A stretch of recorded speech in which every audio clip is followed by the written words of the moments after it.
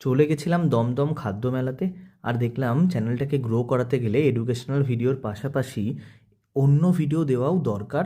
তো এই সুযোগটা আর মিস করলাম না। আশেপাশে এত সুন্দর সুন্দর দেখতে খাবার, আর আমিও একজন খেতে খুব ভালোবাসি মানুষ, খাদ্যরসিক বলতে পারো, তাই জন্য দিন দিন চেহারাও মোটা হয়ে যাচ্ছে। তো যারা যারা খেতে ভালোবাসো তারা এই মেলায় আসতে পারো। দমদম হনুমান মন্দির তার পাশেই জয়পুরে মেলাটা হচ্ছে।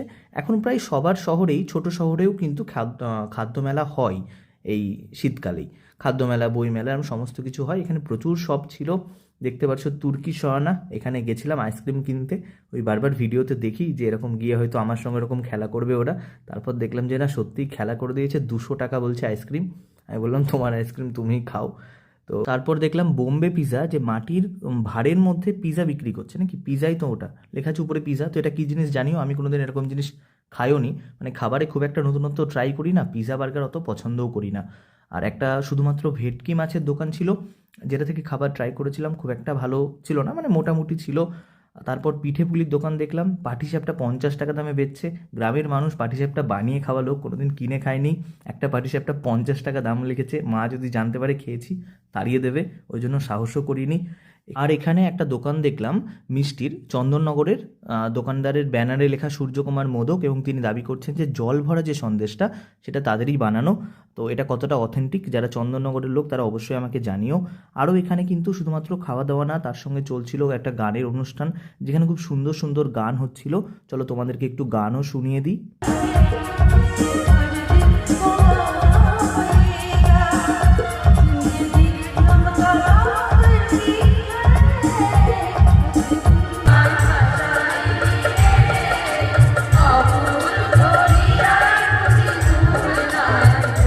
গান যেমনই হোক, খাবারগুলো কিন্তু দেখতে দারুণ ছিল, খুবই লোভনীয়। কিন্তু বুঝতে হবে পেটও তো একটা মানুষ, তো তার উপরেও খুব বেশি চাপ দেওয়া যাবে না, কারণ পেট খারাপ হলে সব খারাপ।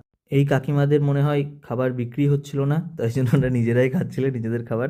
আর এখানে সবচেয়ে বেশি ভিড় ছিল এখানে, যেটা এখন কি হয়েছে জানি না, ফেসবুক খুলে এদের ভিডিও আসে, অনির্বাণ বিরিয়ানি, ডি বাপি বিরিয়ানি। এখানে প্রচুর ভিড় ছিল, দেখতে পাচ্ছ, ঠিক ঠিক ঠিক ঠিক করছে লোকজন। বিরিয়ানিতে মানুষ পশ্চিমবঙ্গ পাগল হয়ে গেছে। আর এই যে পানের দোকান, এত রকমের পান, আমি পছন্দ করি না, আমার কাছে পান খুবই খারাপ একটা খাবার। আইসক্রিম পান, মিল্কশেক পান অবধি ঠিক ছিল। এই যে এগুলো দেখতে পাচ্ছ, এগুলো নাকি পাকা আমের পান, পাকা আম দিয়ে তার উপরে পান দেওয়া, আলাদাই রকমের পান এখানে ছিল। তো কী কী খেলাম, এটা একটা তন্দুরি চা, এটা 50 টাকা নিয়েছিল।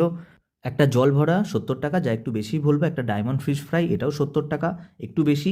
আর জাস্টিফাই করে যেটা দামের সঙ্গে, সেটা হচ্ছে আইসক্রিম, 40 টাকা নিয়েছিল বাটারস্কচ। তো তোমাদের এর মধ্যে কোন খাবার ভালো লাগলো জানিও।